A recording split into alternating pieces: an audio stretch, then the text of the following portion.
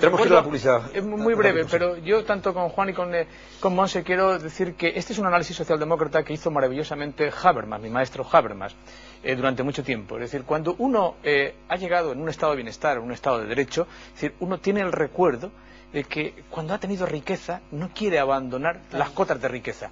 Ahora bien, eso tiene que funcionar, esa categoría que tú has dicho, recuerdo, volver con el corazón a aquello. En España lo que se está haciendo es negar ese recuerdo. Claro, claro. Oye, el caso es que alguien que ha jaleado a la brigada del gasto, como diría Juan Iranzo, como Gaspar Llamazares, es el coordinador general de Izquierda Unida, ya empieza a sentir la presión de la situación, ¿no?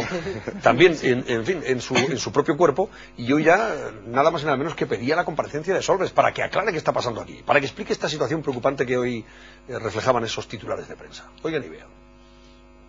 Pedimos la comparecencia del vicepresidente económico del Gobierno, que cuando las cosas van bien siempre se le encuentra, pero cuando las cosas van mal desaparece.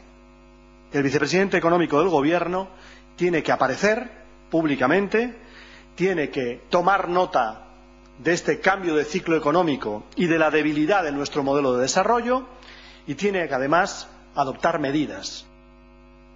Esta es una intervención de Gaspar Llamazares que hay que recordar, porque Gaspar Llamazares, que pasa por ser uno de los acreditados palmeros del gobierno en esta legislatura, es la primera crítica que yo recuerde que le hace al gobierno. Estamos en periodo electoral y hay que diferenciarse. ¿Por qué no lo ha dicho hace 8 meses, hace un año? Ahora tiene que buscar... ¿Qué partido? ¿Cómo ha quedado? Se ha atrevido a criticar al gobierno.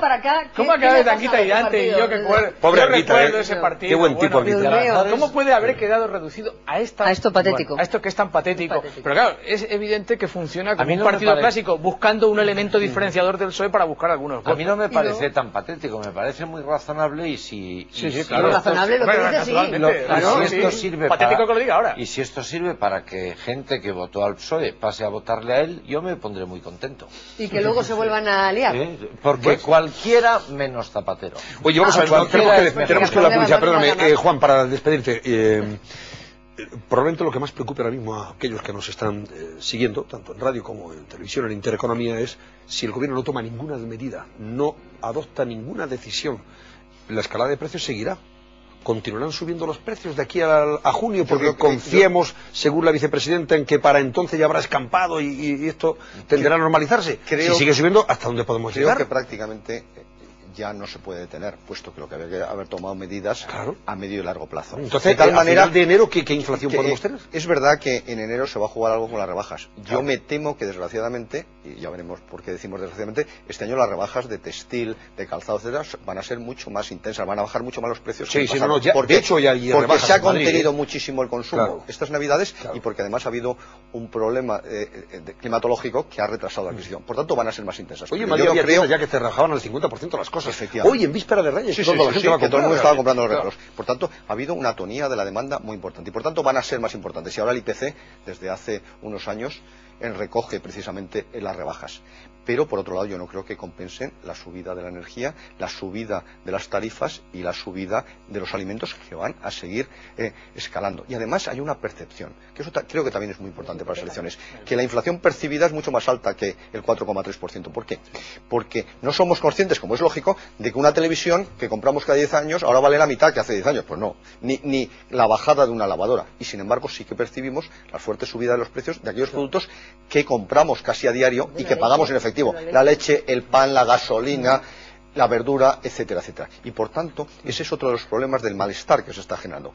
Percibimos que la inflación es mucho más alta. Nosotros en el Instituto vamos a tratar de calcular esa inflación percibida en España. Pero en Alemania es más del doble que el IPC. No, pero tú fíjate una cosa que es grave. Como es lógico. Que no España tiene el gap, el agujero más grande en la balanza de pagos, esto es la diferencia entre lo que compramos y lo que vendemos. Estamos a la par con Estados Unidos, que es uno de los... Estamos por encima, 4 puntos por encima de Estados Unidos. Con una diferencia, Estados Unidos es un lugar donde se refugia una enorme cantidad de inversiones y tienen un permanente aporte de dinero que llega del exterior. Esto que es un dato estratégico, significa que tendría un cierto sentido si España estuviera gastando una enorme cantidad de dinero en importar tecnología de alto nivel al efecto de poder propulsar una estructura industrial, una industria empresarial o una industria de producción. Lo que importa es inmigración y mano de obra basura, porque lo que estamos importando es fundamentalmente situaciones de consumo, pero no estamos estructurando una industria productiva. Cuando se dice, y es verdad, que hemos superado a Italia, yo me daría con lo que significa nuestro PIB, yo me daría con un canto de los dientes. Hay discrepancias.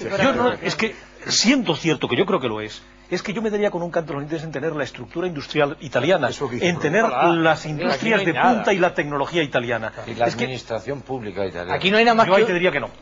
No, eso déjalo. Eso hay que tocarlo, eso es verdad. La de aquí tiene graves problemas. Lo que tenemos es un problema estructural descomunal, y es un país que vive día a día y que no tiene una proyección estratégica en lo que son los factores básicos de crecimiento. A mí no me preocupa el que tengamos una balanza de pagos con desbalance. Lo que me preocupa es en qué este desbalance se produce y que no tenemos una proyección de productividad y de eficacia de desarrollo. Pero además ahora a mí también me preocupa que significa necesidad de financiación.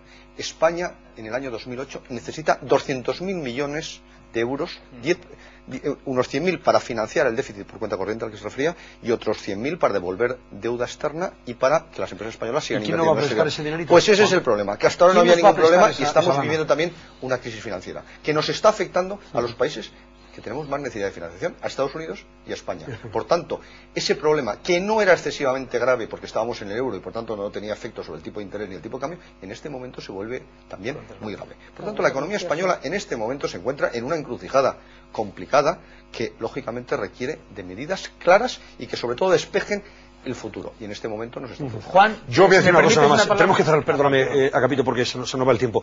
Sí que voy a dar un último dato, y es el de la Unión de Consumidores de España. Es un informe que hoy ha publicado.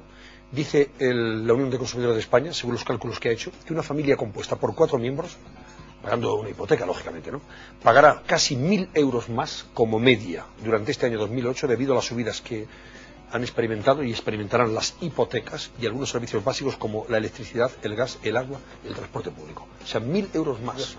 Tendrá que pagar una familia de al año. Al año.